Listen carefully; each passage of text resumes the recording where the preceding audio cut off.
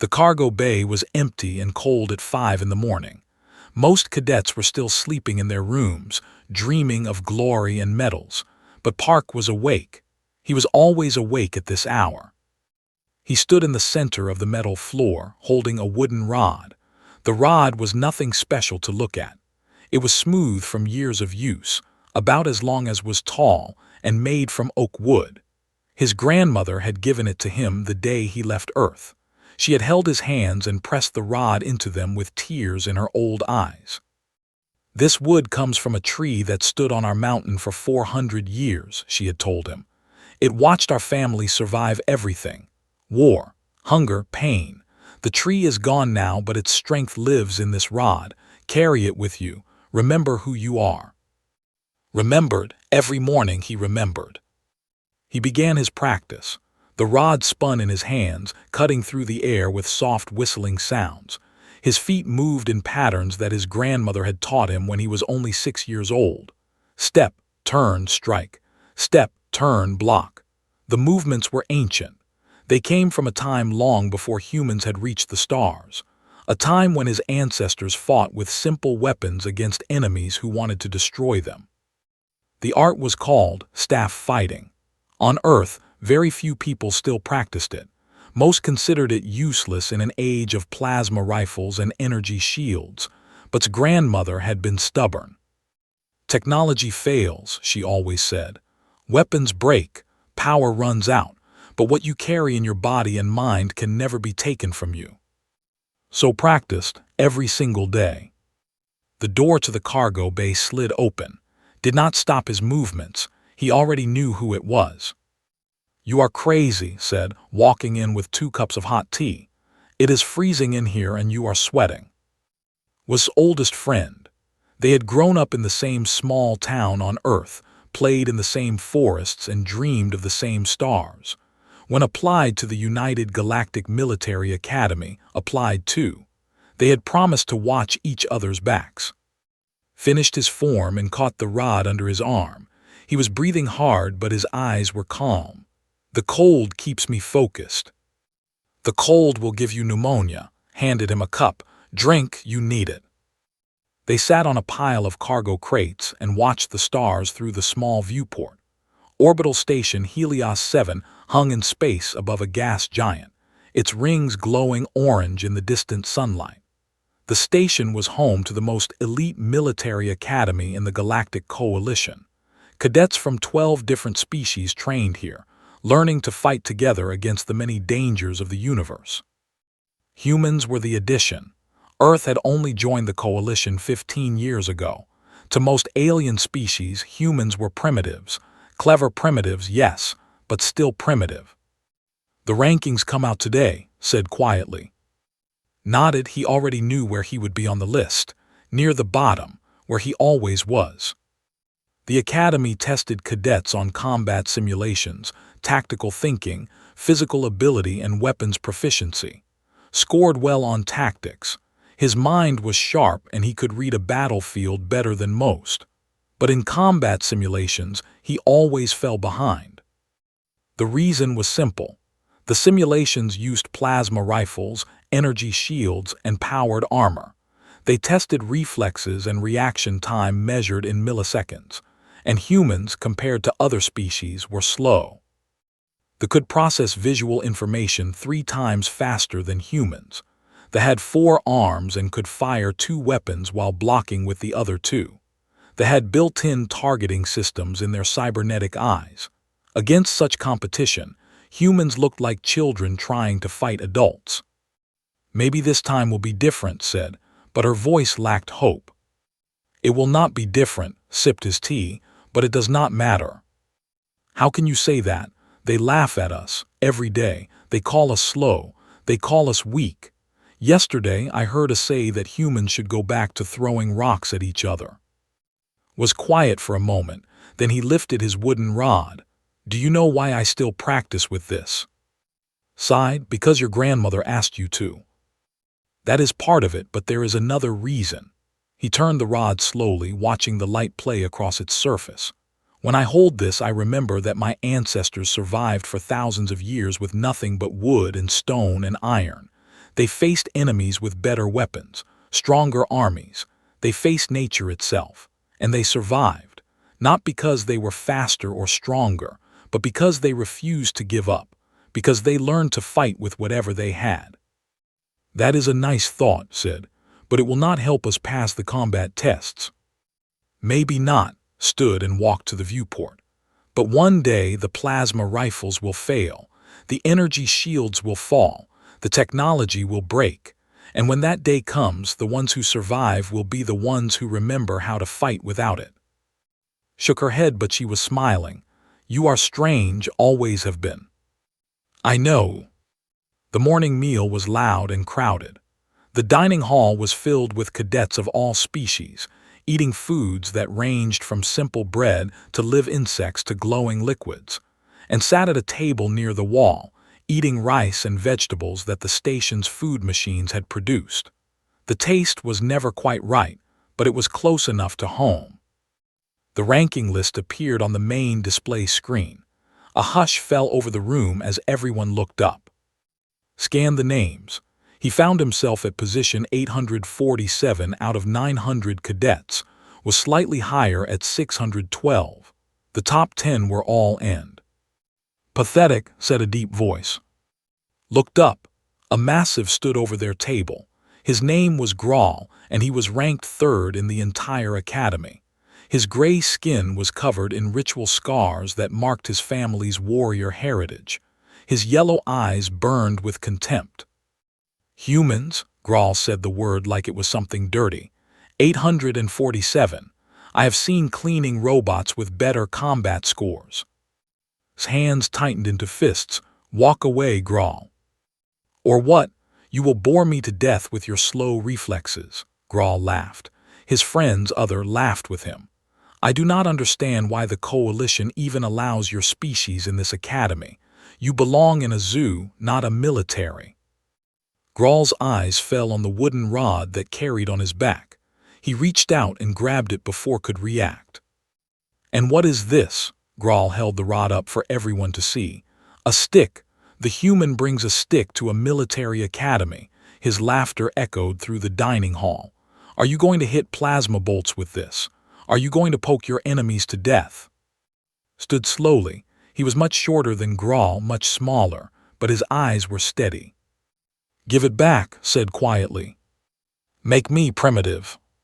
Started to rise but put a hand on her shoulder. He looked at Grawl for a long moment. Then, surprisingly, he smiled. Keep looking at my rod, said. Keep laughing at it. One day you will understand what it means, and on that day you will feel ashamed of this moment. Grawl's smile faded slightly. Something in his calm voice made him uncomfortable. He threw the rod back at who caught it easily. Waste of my time, Grawl muttered. He walked away with his friends. Stared at, why did you not fight him? Because fighting him would prove nothing. Sat back down and continued eating. Let them laugh. Wood remembers what plasma forgets. What does that even mean? Before could answer, every light in the dining hall turned red. A terrible alarm began to scream through the station. Emergency sirens, attack warnings. A voice boomed over the speakers, filled with panic. All personnel, this is not a drill. Unknown hostile fleet has breached outer defenses. All cadets shelter in place. Repeat, this is not a drill. The dining hall exploded into chaos. Cadets ran in every direction, grabbed the arm. What do we do? Looked at the wooden rod in his hand. His grandmother's words echoed in his mind. We survive, he said.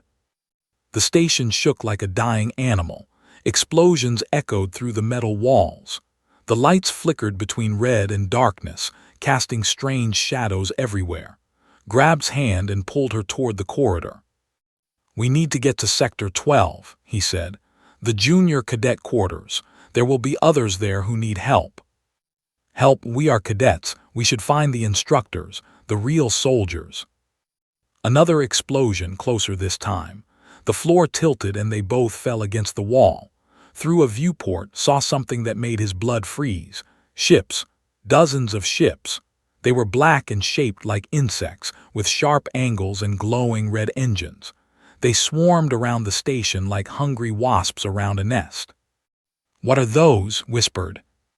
Had studied every known hostile species in the galaxy. He had memorized their ships, their weapons, their tactics, but these ships matched nothing in his memory. They were something old, something that should not exist anymore. Though he said, "The Dominion." That is impossible. They have been dead for 300 years. Apparently not. There were legends, horror stories that instructors told to scare young cadets.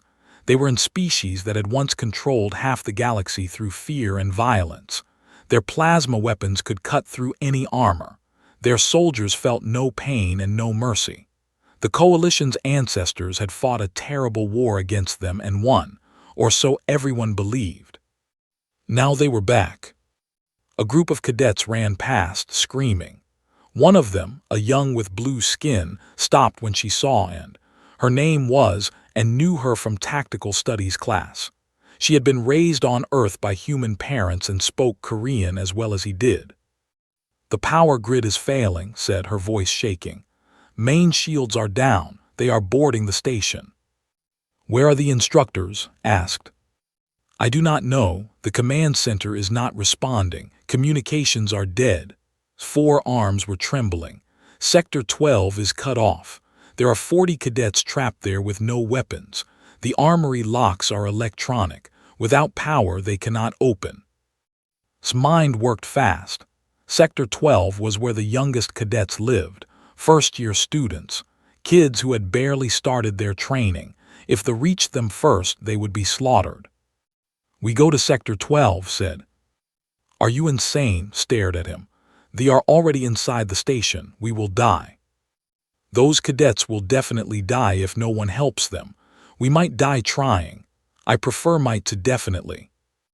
Looked at him for a long moment, then she nodded. "I am with you."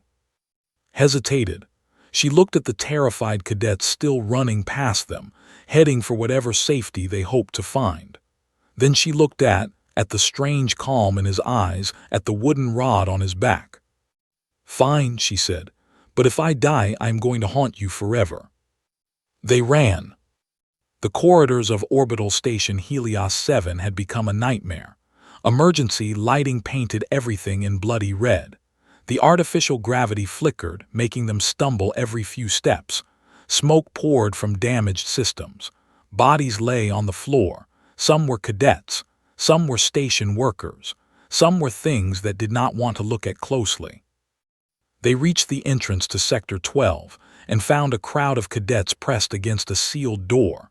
The electronic lock was dead, and the thick metal door would not move. On the other side, they could hear screaming. "They are trapped," someone shouted.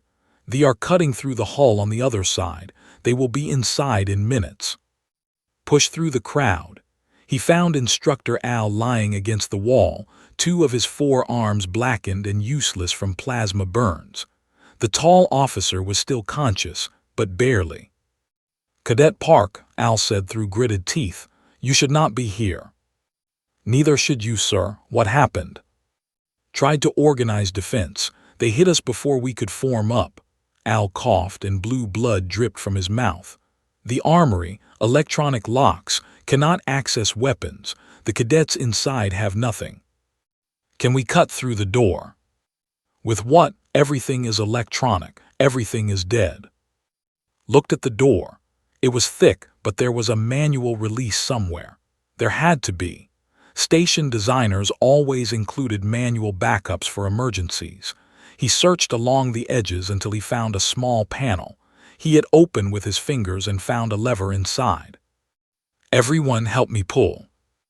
20 cadets grabbed the lever together. They pulled with everything they had. Slowly, painfully, the door began to slide open. The sound of metal grinding against metal was horrible, but it was also beautiful. It meant hope. The door opened just wide enough for people to squeeze through. On the other side, saw exactly what he feared. The Sector 12 common room was large and filled with young cadets, 40 of them just as had said. They were huddled in groups, some crying, some frozen with fear, and at the far end of the room the wall was glowing orange. They were cutting through from outside. "Everyone out!" shouted. "Move now, go!" The young cadets ran for the door. They pushed and scrambled, desperate to escape. Helped them through, counting as they passed. 32, 35, 38. The wall exploded. Pieces of hot metal flew everywhere. Smoke and fire filled the room, and through the hole came the had seen pictures of them in his studies. The pictures did not prepare him for the reality. They were tall, taller than any. Their bodies were covered in black exoskeletons that looked like armor made of darkness.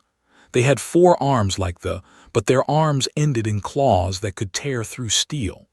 Their faces were nightmares of mandibles and compound eyes that glowed red in the smoke. And they carried plasma lances, long weapons that hummed with deadly energy, weapons that could burn through flesh and bone in a heartbeat. The first soldier saw the fleeing cadets and raised its lance. Did not think he moved.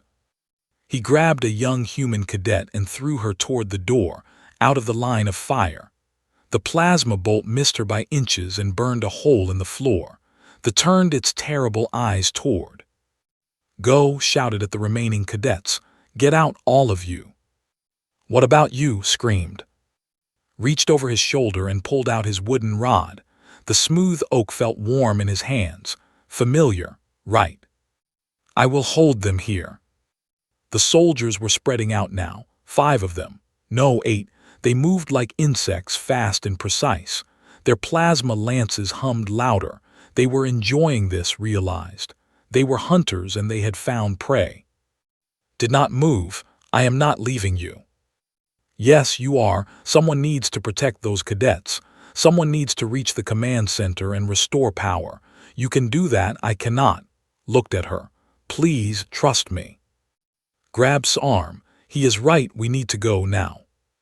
His eyes filled with tears, but she nodded. "Do not die, Park, that is an order." "I will try." They ran.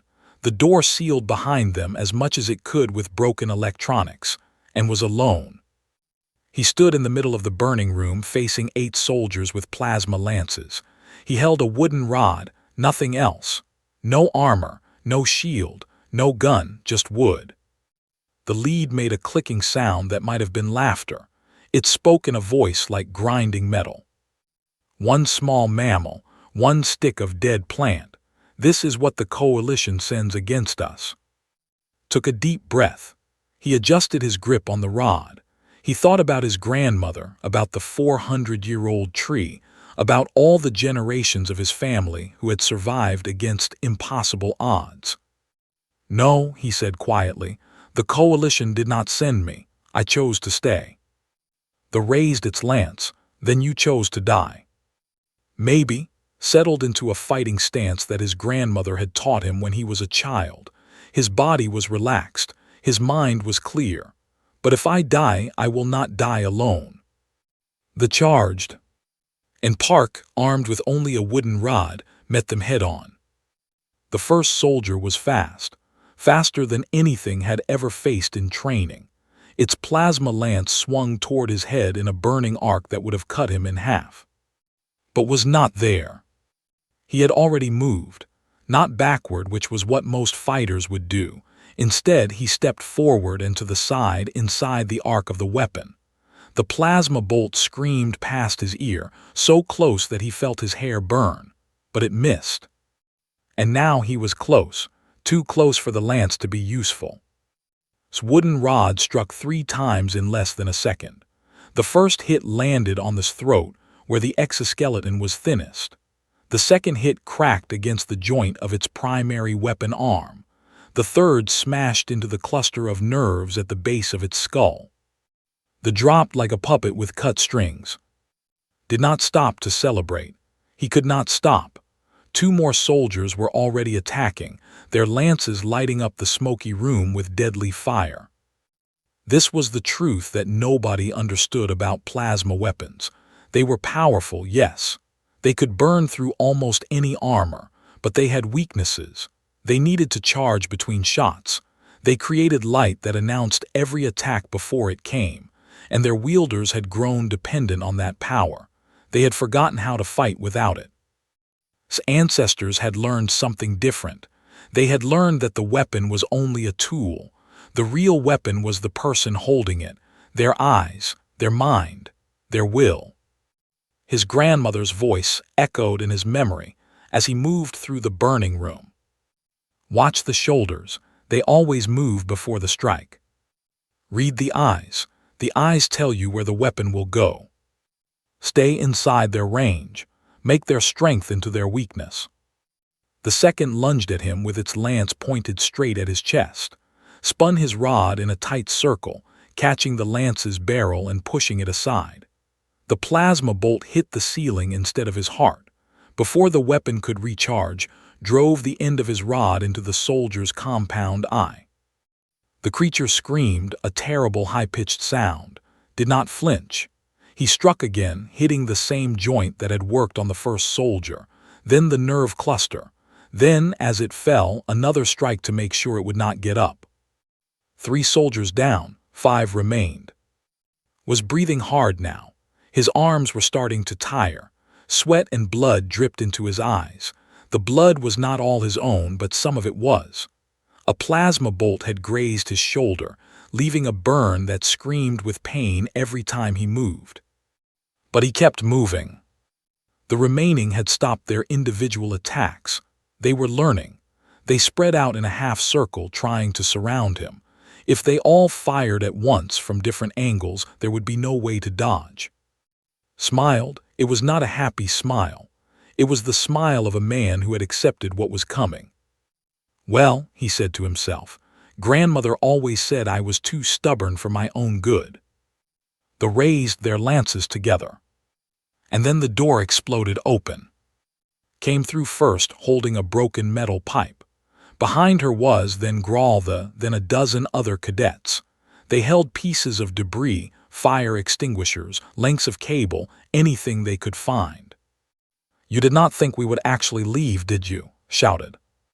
They hesitated, confused by the sudden appearance of more targets. That hesitation cost them. Grawl roared and charged the nearest soldier, swinging a heavy piece of hull plating like a club. He was not graceful. He was not precise. But he was a bred for war for 1,000 generations.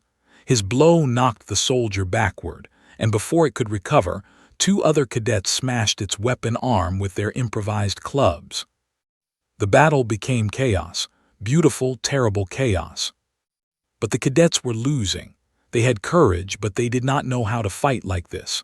They were recovering from their surprise. They were faster, stronger, better armored. One cadet fell with a plasma burn through her chest. Another screamed as a claw tore through his leg. Listen to me, shouted above the noise. Watch their shoulders. They always move their shoulders before they shoot. You have half a second after you see the movement. Use it. A young cadet heard him. She watched the in front of her. She saw its shoulder shift. She dove to the side just as the plasma bolt burned the air where she had been standing. Then she swung her fire extinguisher into its knee joint. The joints are weak, continued, fighting his way toward. Elbows, knees, the neck where it meets the skull. Hit those spots. Ignore everything else. More cadets started listening. They started watching. They stopped fighting like panicked children and started fighting like hunters. Used her 4 arms to her advantage, grappling with while another cadet struck its vulnerable points. Grawl learned to duck at exactly the right moment and then counterattack before the lance could recharge. Moved like flowing water, using the techniques that had taught her in their childhood games. They were dying. Reached the last 2 soldiers at the same time. They attacked him together, coordinated, professional. He could not dodge both. He knew he could not dodge both. So he did not dodge. He stepped into the attack of the one on his left, accepting the pain of the claw that raked across his ribs. But by moving into it, he avoided the killing blow and placed himself exactly where he needed to be. His rod came up in a strike that his grandmother called mountain falling, and crashed into the skull with every bit of strength he had left. The creature collapsed, but its partner was already attacking, its lance humming with charged plasma. Could not move fast enough. He knew it. His body was too damaged, too tired. The lance was pointed at his heart and there was nothing he could do. Graal hit from the side like a freight train. This massive body slammed into the soldier, knocking its aim wide. The plasma bolt burned harmlessly into the wall, before they could recover and Graal struck together. It fell. The room was silent except for heavy breathing and the crackle of small fires. 8 soldiers lay dead on the floor. The cadet stood among them, bloody, burned, exhausted, but alive. Graal looked at. The contempt that had been in his yellow eyes was gone. In its place was something like wonder. "How did you do that?" Graal asked. "You killed 3 of them before we even arrived, with a stick." Leaned on his wooden rod, trying to catch his breath. "It is not about the weapon. It is about knowing your enemy, knowing yourself, knowing exactly where to strike and when. That is not what they teach us in the simulations. No, it is what my grandmother taught me in our garden." Graal was quiet for a moment. Then he laughed. It was a real laugh, not the mocking sound from the dining hall. "Your grandmother sounds like a terrifying woman. She survived 3 wars. She buried 2 husbands and raised 5 children alone. She is the most terrifying person I know." Appeared at his side.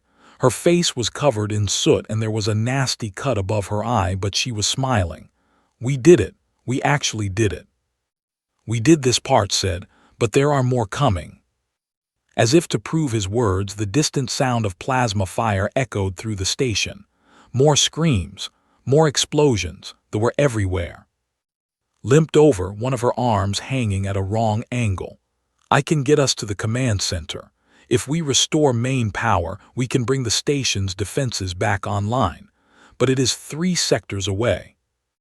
Looked at the cadets around him. They were scared. They were hurt, but they were still standing. 23 of them, armed with pipes and debris and fury. "Can everyone walk?" They nodded. "Then we keep moving." Gripped his wooden rod and started toward the corridor. "We have a station to save." Behind him, 22 cadets followed. Humans and others.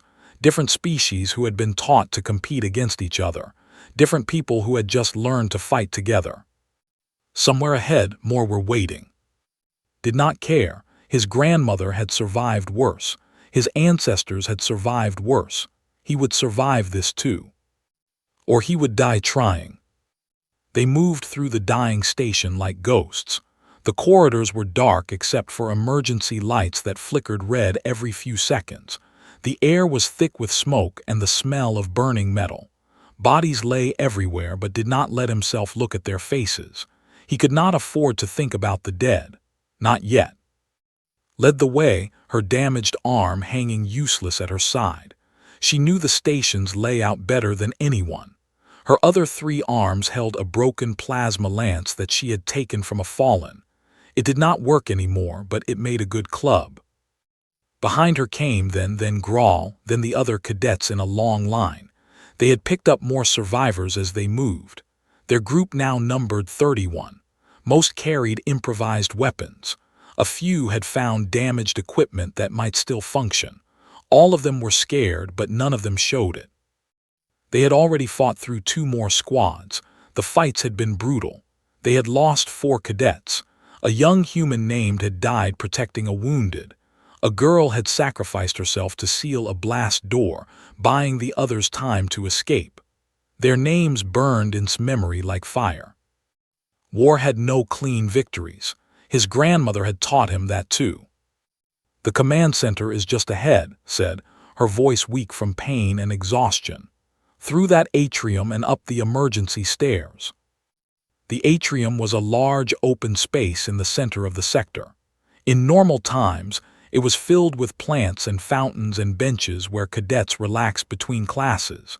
Now it was filled with, counted quickly, 12 regular soldiers and something else, something bigger. The Praetorian stood in the center of the atrium like a monument to death. It was twice the size of the regular soldiers, its exoskeleton thick with additional armor plating that glowed with internal energy shields. Its forearms were massive, each one ending in claws that could crush a human skull like paper. And instead of a plasma lance, it carried a plasma cannon, a weapon designed to destroy vehicles, not people. Standing next to the Praetorian was another figure. This one was different. It wore robes of dark red over its exoskeleton, and its eyes burned brighter than the others. When it saw the cadets, it made a clicking sound that might have been pleasure. "More prey," it said. Its voice was smoother than the soldiers, almost cultured. "And look, they have brought the little stick fighter. I have heard about you, mammal. You killed 8 of my soldiers with a piece of dead tree." Stepped forward, pushing through the pain in his ribs and shoulder. "I killed 12, actually, but I stopped counting after the first squad." The robe tilted its head. "Amusing. I am commander of the Dominion. I led the fleet that is currently destroying this station. I have killed more enemies than you have years of life, and you stand before me with a wooden rod pretending to be brave." "I am not pretending." Made another clicking sound. "The Praetorian will deal with you. I want to watch." The Praetorian stepped forward. The ground shook under its weight. It raised its plasma cannon and pointed it at the group of cadets. "Scatter," shouted. The cadets dove in every direction just as the cannon fired. The plasma bolt hit the floor where they had been standing and exploded, sending debris and fire everywhere. 3 cadets were caught in the blast. They did not get up. The regular soldiers attacked, and suddenly everything was chaos again. But this time the cadets knew what to do. They remembered what had taught them. Watch the shoulders, strike the joints, stay inside the weapon's range. They fought with everything they had. Ran straight at the Praetorian. It was the only choice. If that cannon fired again, more cadets would die.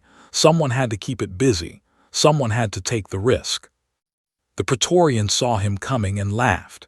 It swung one massive arm in a blow that would have torn in half, but ducked under it and struck with his wooden rod, aiming for the same joint that had worked on the regular soldiers. The rod bounced off. The impact sent shockwaves up his arms, numbing his fingers. The Praetorian's armor was too thick, too strong. Another blow came, rolled to the side, barely avoiding it. He struck again, aiming for a different joint. Again, the rod bounced off. "Pathetic," the Praetorian said. It grabbed before he could move and lifted him off the ground. Its grip crushed his ribs. He felt bones crack. Pain exploded through his body like lightning. "Your little stick cannot hurt me, mammal. You should have run while you had the chance." It threw him. Flew across the atrium and crashed into a pillar. More pain. More broken bones. The world spun around him in a blur of red emergency lights and black smoke. His wooden rod lay on the floor a few meters away, cracked down the middle. Screamed. She tried to run to him, but a soldier blocked her path. She fought it desperately, but her attention was on him, not the battle. The Praetorian walked toward slowly, enjoying the moment. "You see, mammal, this is the difference between us. You think your primitive tricks can save you. You think your will matters, but in the end, only power matters, and you have none." Tried to breathe. It hurt. Everything hurt. Blood filled his mouth. His vision was going dark at the edges. "Is this how it ends?" he thought, broken and beaten on the floor of a space station. "No." The voice came from deep inside him. It sounded like his grandmother. "No, you do not get to die here. Not like this. Not while your friends are still fighting. Not while there is still breath in your body and blood in your heart." He thought of his grandmother. Not the lessons, not the training, but her face, her smile, the way she laughed at her own jokes, the way she cried when he left for the academy, the way she had pressed the wooden rod into his hands and told him about the 400-year-old tree. "Wood bends, wood endures, be like the wood." His hand moved. His fingers found the cracked wooden rod. They closed around it. Be like the wood. He forced himself to his feet. His legs shook. His ribs screamed. Blood dripped from his mouth and his shoulder and a dozen other wounds, but he stood. The Praetorian stopped. For the first time, something like surprise crossed its alien face. You should be dead, it said, or at least unconscious. How are you standing? Raised his cracked rod. My grandmother survived 3 wars on Earth.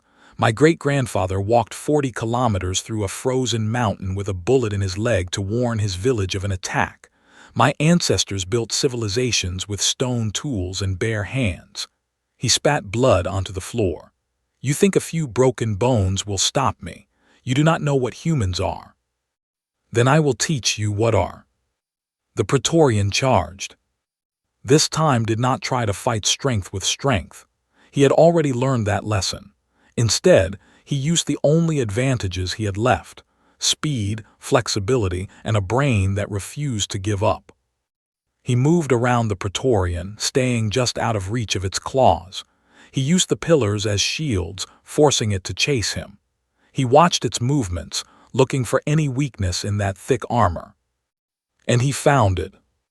The joints were too strong, the chest was too thick, but the mandibles were biological, not armored, and beneath them, where the head connected to the body, there was a small gap, a place where the armor plates did not quite meet, a place where something sharp could reach something vital.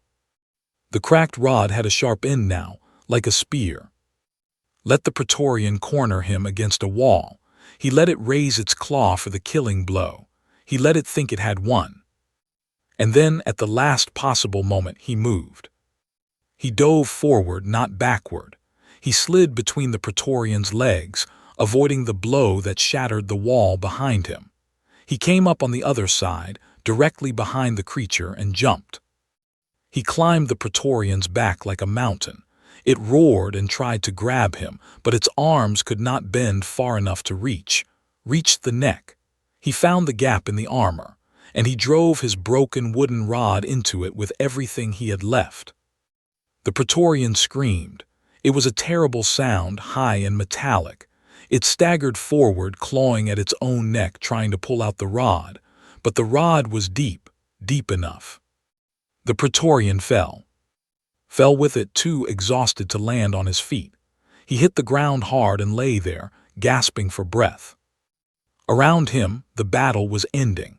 The regular soldiers, seeing their Praetorian fall, had lost their nerve. The cadets were finishing them off. Graal snapped the neck of the last one with his bare hands and let out a victory roar that echoed through the atrium. But Commander was still standing, and he was looking at with new eyes. Interesting, said. Perhaps humans are not as pathetic as I thought. Tried to stand. He could not. His body had finally given out. Appeared at his side, tears streaming down her face. You idiot, you beautiful idiot. Command center, whispered. We need to reach the command center. You need a hospital. Later, he grabbed her arm. Please, we are so close. She looked at him for a long moment, then she nodded. Graal helped me carry him. The was there in an instant. He lifted as gently as a mother lifting a baby. You are heavier than you look, human. And you are nicer than you pretend, managed to smile despite the pain. We will talk about that later. They moved toward the command center. The surviving cadets followed, and behind them, the bodies of soldiers who had underestimated humanity lay still and silent. The command center doors were sealed with heavy blast shields. Even without power, they were designed to resist direct assault, but knew the emergency access codes, and somewhere deep in the station, backup generators still had enough power to recognize them. The doors opened. Inside, Commander was waiting. He stood in the center of the room, surrounded by the bodies of the station's command staff. Officers and technicians lay scattered across the floor like broken dolls. Behind him, through the massive viewport, the battle in space continued. Coalition ships had finally arrived, fighting desperately against the fleet, but without the station's defense cannons, they were losing. I knew you would come here, said. It is the logical choice. Restore power, activate defenses, turn the battle around. Very clever for mammals. Grawl sat down carefully behind a console. The human could barely stay conscious, but his eyes were still sharp, still watching. "You cannot fight all of us," said. She stood at the front of the group, pipe in hand. "We have numbers." "Numbers?" laughed. "I have killed more enemies than all of you combined. I have destroyed civilizations. I have led armies that darken the stars. You are children playing at war." "Maybe," grip tightened on her pipe, "but we are children who already killed your Praetorian, who killed every soldier you sent at us, who are still standing when everyone expected us to die. A few lucky strikes do not make you warriors." "No, but surviving makes us survivors, and that is what humans do best." Moved, he was faster than anything had ever seen. One moment he was across the room. The next he was in front of her, his claw wrapped around her throat, lifting her off the ground. "Brave words," he said. "Stupid but brave, I will enjoy." A fire extinguisher hit the side of his head. Grawl had thrown it with all his strength. It did not hurt, but it surprised him enough to loosen his grip, dropped and rolled away, gasping for air. The cadets attacked together. They had learned from every fight. They had learned to coordinate. They had learned to exploit the small moments of weakness that even the strongest enemies showed. They hit from every angle, giving him no time to focus on any single target. The commander was powerful. Each swing of his arm sent cadets flying. His exoskeleton turned aside blows that would have killed a regular soldier. But he was one, and they were many, and they were not afraid anymore. Reached the main console. Her 3 working arms flew across the controls, entering codes and rerouting power. "I need 2 minutes," she shouted. "Keep him busy for 2 minutes." 2 minutes, an eternity in combat. Threw off the cadets surrounding him and charged toward. A cadet stepped in his way and died for it, claw through the chest. But his sacrifice bought 3 seconds. A human cadet attacked next and was thrown into the wall, but she bought 2 more seconds. Again and again, cadets threw themselves at the commander, knowing the cost, accepting it anyway. Grawl lasted the longest. The big fought like he was fighting his own death, every blow carrying the weight of his ancestors. He landed hits that would have killed any other enemy, but was not any enemy. The commander caught Grawl's arm and twisted. Bones snapped. Grawl screamed but kept fighting with his remaining arm until slammed him to the ground. "Pathetic," spat. "All of you pathetic." 30 seconds, called out. Turned toward her and stepped into his path. The human could barely stand. His face was pale from blood loss. His cracked ribs made every breath agony. He had no weapon. His wooden rod lay broken somewhere in the atrium below. But he stood. "Move," Mammal said, "or die where you stand." "I have been dying since the first fight," said. His voice was quiet but steady. "I am still here." "You cannot stop me. You can barely stand." "I do not need to stop you. I just need to slow you down." Attacked, his claw came its head with killing force. Did not try to block. He did not try to dodge. He stepped into the attack just as he had done against the first soldier hours ago. The claw caught his shoulder instead of his head, tearing a deep wound. But was inside's guard now, too close for the commander to use his full strength. His hands found the gap in his armor, the same gap that existed on all, the same weakness. He had no weapon, so he used his fingers. Drove his hand into the gap with everything he had left. He felt exoskeleton scrape against his skin. He felt something soft beneath it. He pushed harder. Roared and threw him backward, flew across the room and hit the floor hard. This time he did not get up. He could not. His body had nothing left to give. But he had given enough. "Power restored," shouted. "Defense systems online." Through the viewport, the station's massive plasma cannons came to life. They turned toward the fleet and fired. One ship exploded, then another, then another. stared at the destruction of his fleet. Something was leaking from the wound in his neck. Blue-black blood, a lot of it. "This is impossible," he whispered. "You are primitives, you are nothing."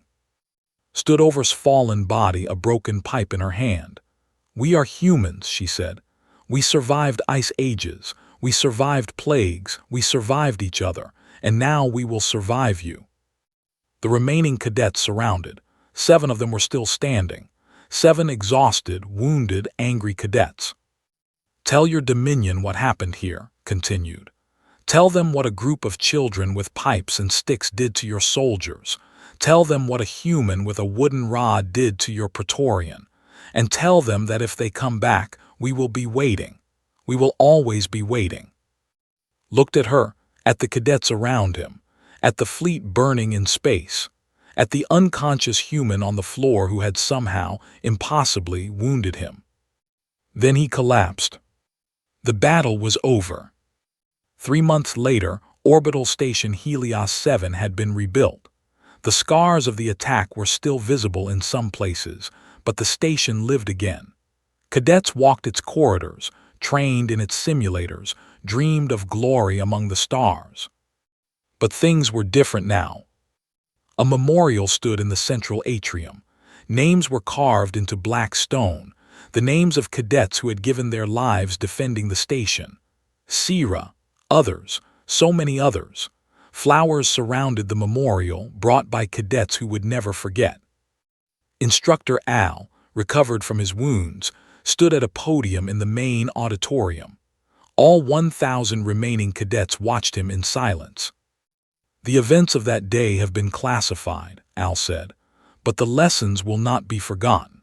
Cadet Park displayed tactical genius, extraordinary courage, and a combat philosophy that everything we thought we knew about warfare. On my recommendation, he has been accepted for early officer candidacy." Applause filled the auditorium. In the front row sat Inna. His body was still healing. The doctors said he would walk again in another month. They said he was lucky to be alive. Did not feel lucky. He felt tired. He felt sad. He missed the cadets who had died. But he also felt something else, hope. After the ceremony, cadets crowded around him. They wanted to shake his hand, hear his stories, learn his techniques. Answered their questions as best he could, but his eyes kept drifting to the viewport, to the stars. Grawl pushed through the crowd. His arm was in a regeneration cast, but he was grinning. "When your legs work again, you are teaching me that stick thing. It is called whatever you are teaching me. I am teaching everyone. The Academy approved my request. A new elective course, improvised combat and human martial traditions." Smiled. "You are welcome to join. I will be in the front row." Appeared at side. She had healed faster than him, as she always did. A new scar crossed her forehead, but she wore it proudly. "A package came from Earth today, for you." She handed him a long wooden box, opened it with trembling fingers. Inside lay a new wooden rod, smooth, dark, perfect. A note was attached in his grandmother's handwriting. "I heard you broke the first one. Try not to break this one too quickly.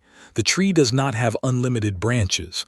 I am proud of you, so proud. Come home soon. Love, Grandmother Park." Held the rod carefully. It felt warm in his hands, familiar, right? "Are you crying?" asked gently. No, he wiped his eyes, just tired. "Liar. Maybe." That evening, sat alone in the cargo bay where everything had started. His faced the viewport, and the new wooden rod lay across his lap. The stars wheeled slowly past, beautiful and infinite and dangerous. The Dominion was regrouping somewhere out there. Other threats were emerging. The galaxy was not safe. It never would be. But humanity was ready. They had always been ready. They just needed to remember what their ancestors had known. That courage was not the absence of fear. That strength was not measured by technology. That the greatest weapon was the will to fight, to survive, to protect what mattered. Wood remembers what plasma forgets. The door opened behind him. walked in holding 2 cups of tea. She sat beside his chair and handed him one. "It is freezing in here," she said. "The cold keeps me focused." "You are still crazy." "I know." They sat in comfortable silence, watching the stars together. Somewhere in a small house on Earth, an old woman looked up at the night sky and smiled. She could not see her grandson among those distant lights, but she knew he was there. She knew he was strong. She knew he would come home. Because Park was human, and humans always found their way home.